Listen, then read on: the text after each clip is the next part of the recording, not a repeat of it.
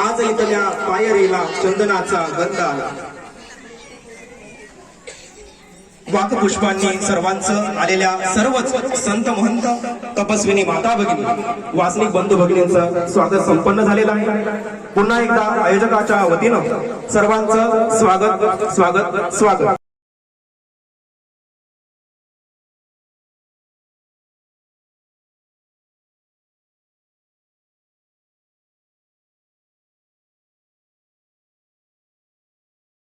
कुंडल्या काढणार, काय काय करणार,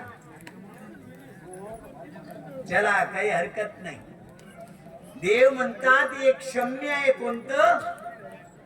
जर तुम्हाला निर्हेतुक क्रिया करायची नाहीये, निष्काम करायची नाहीये, तर आपल्या स्थानाजवळ या, आपल्या प्रसादाच्या ठिकाणी तिथं करा नवजपे. ते एक प्रकारचा विकल्पच आहे, पण तो क्षम्य आहे. त्याचा प्रसव मोडता येतो, त्याचे प्रायश्चित करता येते. मात्र देवी देवतेला शरण गेला त्याचं प्रायश्चित करता येत नाही. प्रातिकूलस्य वर्धनम. त्याच्यानंतर 10वी आहे, ओवी आहे, चौपदी आहेत, 2 गुरु बहिणी आहेत. अहो एकदा आपण तो पक्ष देतो ना, त्यांच्या मनातलं सोडवण्यासाठी आचळ मुळ निवास आणि धाराशिव बाबामध्ये झालेला व्यवहार. जेव्हा ते आसू पाठवल्या होत्या आणि तो आसू विकण्यासाठी यांच्याकडे पाठवल्या, त्यांनी त्या मोडल्या, मोडून पैसे पाठवले. मध्ये जाणारे जे वाहक होते ना ते खूपच हुशार होते.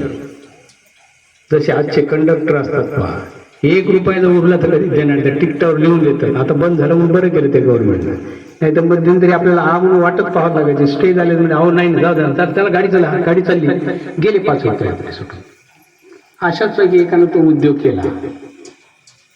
मग तो विकल्प यांच्या मनामध्ये की धाराशिवकडं मी सोनं मोडायला पाठवलं, पण त्याचे ते आसू मोडे यायला पाहिजे होतं. पण गेला असं माझ्यासारखा एखादा प्रसंग सांगायला, बाबा एवढे यायला पाहिजे होते, कारण यांना सांगितलं नव्हता व्यापार तो, मग सांगायला काय हरकत होती. त्यांचं कसं उघड करायचं म्हणून सांगायला.